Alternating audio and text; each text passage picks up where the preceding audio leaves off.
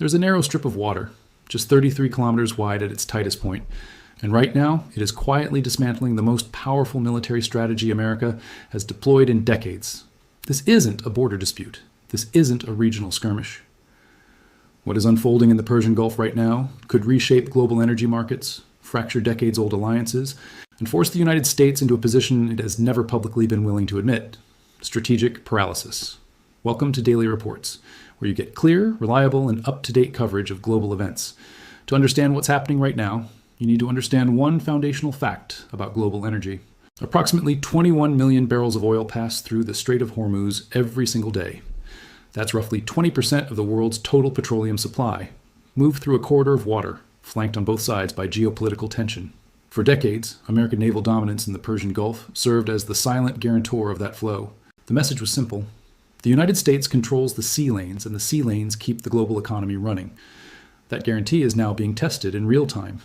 The US-Iran conflict, which escalated sharply in recent weeks following strikes on Iranian territory, including critical oil infrastructure, has now entered what analysts are calling a second, far more dangerous phase. Phase 1 was about shock and precision. Phase 2 is about endurance, leverage, and choke points. And Iran, despite absorbing significant damage, has shifted its strategy in a way that Washington did not fully anticipate. The Karg Island strike and its consequences. The United States conducted strikes on Karg Island, the single most important oil export terminal in Iran's entire infrastructure. The logic was straightforward. Eliminate Iran's revenue stream, and you eliminate its capacity to sustain a prolonged conflict. Karg Island handles the vast majority of Iran's crude oil exports. Its deepwater harbor is irreplaceable because Iran's shallow coastal waters cannot accommodate large tankers anywhere else along that stretch of coastline. Destroy that terminal, and Iran loses its primary economic lifeline. The strike was declared a success by Washington. But Iran had already drawn a clear red line. Its warning was explicit. Target our oil infrastructure, and we will target yours. Within days, Iran's foreign minister made a statement that sent shockwaves through Gulf capitals. He alleged that the HIMARS missile systems used against Karg Island and against the nearby island of Abu Musa were launched from UAE territory, specifically from the area near Ras Al Khaimah, close to Dubai. If that allegation carries any weight, the consequences are severe. It means Iran now views UAE infrastructure as a legitimate military target. The Gulf states, which have carefully tried to maintain a kind of strategic ambiguity in this conflict, are suddenly no longer neutral ground. Explosions have already been reported in areas near Dubai's commercial districts. Iran's message is surgical and deliberate. You hosted the weapons that struck us. You are now part of this equation. Iraq, the expanding front. Simultaneously, a second front opened that caught American planners off guard. Iran-backed militia forces conducted a coordinated attack on the U.S. consulate compound in Baghdad, including strikes into the Green Zone, historically considered the most fortified and secure area in the Iraqi capital. Let that sink in for a moment. The Green Zone, a fortress within a city, is now being evacuated. American personnel are being moved. Operations are being disrupted. This is not random militia violence. This is a coordinated pressure campaign designed to stretch American resources across multiple theaters simultaneously. Iran is forcing the United States to defend everywhere, which means it can concentrate overwhelming force nowhere. The air campaign's hidden costs.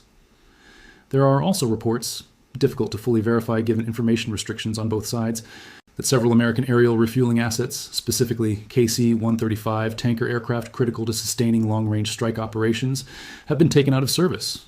Some through mechanical issues under combat stress, others through what appear to be direct strikes. If accurate, this is strategically significant. Long-range air campaigns depend entirely on refueling infrastructure. Without tankers, the operational radius of American air power shrinks dramatically. Iran knows this, and it is targeting the logistics chain, not just the frontline hardware.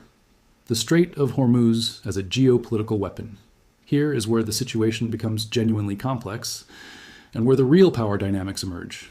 Iran is not simply trying to block the Strait of Hormuz militarily. It is using the threat of that blockade as a negotiating instrument of extraordinary leverage. Consider what Iran is effectively offering to the international community: selective access. Reports are emerging that Iran has opened back-channel negotiations with India, and that those discussions have been productive. India, which has significant energy dependencies, may be allowed continued access to Iranian oil and gas regardless of what happens to Western shipping. Now, layer in the China dimension. There are indications that vessels paying for oil in Chinese yuan rather than US dollars may receive preferential treatment in terms of passage through Iranian-controlled corridors. Think carefully about what that means. Iran is not just blockading a strait. It is potentially restructuring the financial architecture of global energy trade away from dollar-denominated transactions toward a Chinese yuan-based alternative system. This is why Beijing is watching this conflict with something between quiet satisfaction and active strategic encouragement. China doesn't need to fire a single missile.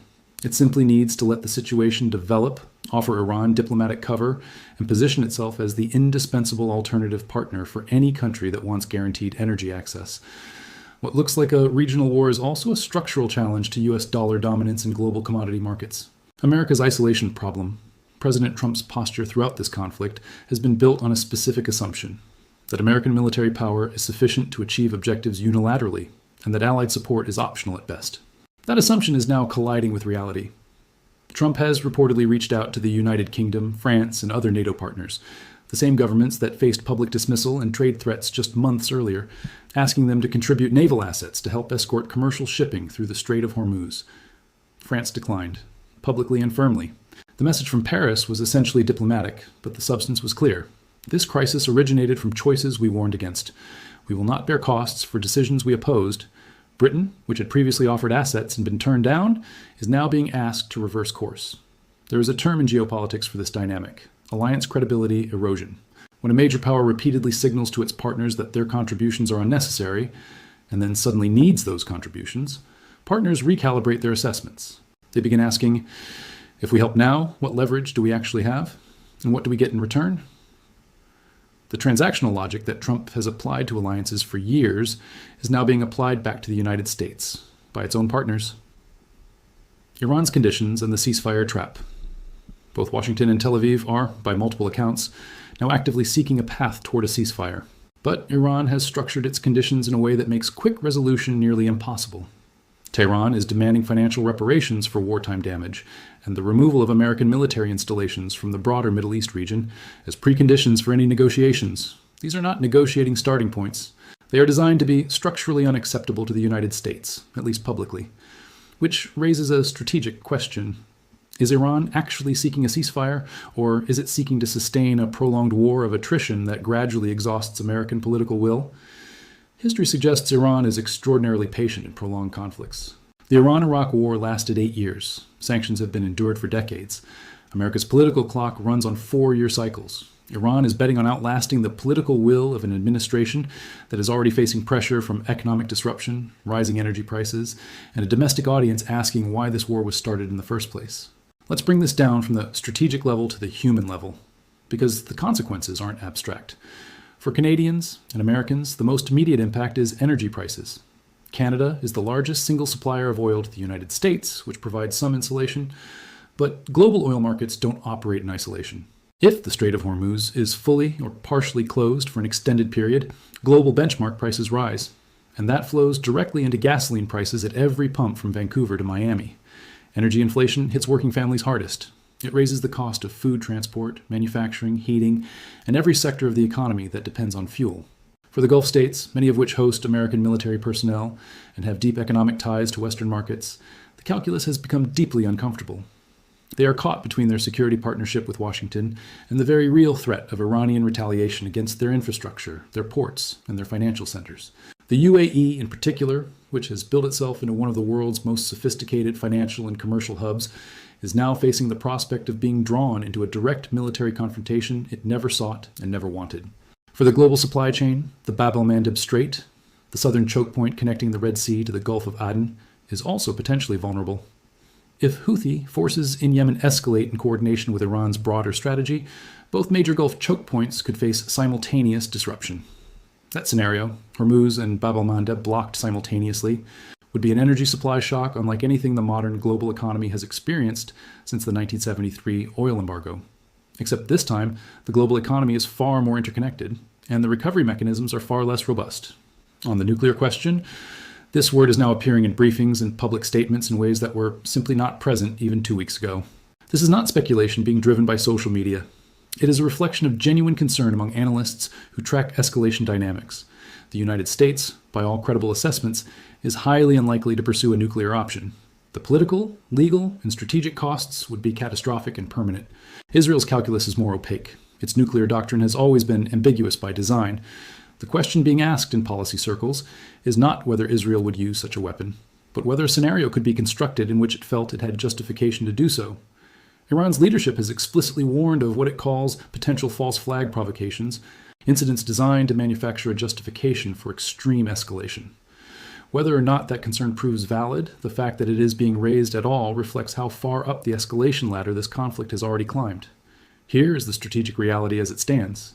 The United States entered this conflict with overwhelming force and the assumption that military superiority would produce rapid resolution. Instead, it has encountered a multi-domain response: maritime choke point leverage, multi-front militia pressure, economic weaponization, alliance fragmentation, and information control challenges that its planning did not fully account for. Iran, for its part, is absorbing significant damage. But it is absorbing that damage while simultaneously imposing costs across every dimension it can access: economic, strategic, diplomatic, and logistical. The window for negotiated resolution is narrowing, not because diplomacy is impossible, but because both sides are now locked into positions where concession looks like defeat. And in conflicts where both parties believe they cannot afford to lose, escalation has its own momentum. The coming days will be critical. Watch the Gulf states. Watch whether European powers hold their refusal to engage. Watch the oil price benchmarks. And watch very carefully for any incident, anywhere in the region, that might be used to justify the next, larger move. This situation is still evolving. We will continue to bring you coverage as it develops. Here's what I want to ask you. Given that France has refused to send ships and Britain is being asked to reverse course, do you think America's traditional alliances in Europe are permanently weakened by how this conflict has been handled? Or do you think they will ultimately fall back into line? And second question, if the Strait of Hormuz remains disrupted for another month, how do you think that affects Canada and the US economically? And do you think the average person is being told the full picture? Drop your answers in the comments. I read every single one. If you enjoyed this video, make sure to like, comment, and subscribe to the channel. Don't forget to smash the bell icon so you never miss any of our upcoming videos. Take good care of yourselves, and thank you for watching.